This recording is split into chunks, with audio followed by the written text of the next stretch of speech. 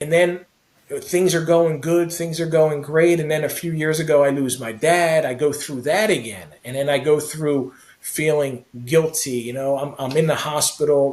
Well, one, my dad's going through cancer, and my wife and I and the kids moved to the Florida, the Tampa area. And I felt guilty for leaving my dad and my mom. So there was feelings of guilt again. There was Hmm. feelings of abandonment. There was feelings of I didn't do enough to help out my family. Here I am going off and living in palm trees and beaches and living it up, and my family's suffering. My dad's suffering to the point where, Brett, the day that my dad passed, I'm in the hospital room with him, and I cover the NFL for the AP. There's big news surrounding Deshaun Watson. I'm texting and calling sources and agents and people while my dad's in a hospital bed, his dying moments, his dying day.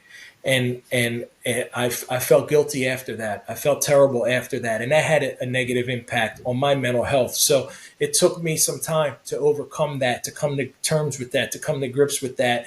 Talking to my mom, who told me how proud my dad was of me and my accomplishments, and how he would have wanted me working in that moment because there was nothing else left to do, and he was Right. always pushing me and saying, "Hey, go out there and do your job and do the best you can." So it all of this has become a passion for me because I see so many people who are hurting, who are searching, who are looking for answers.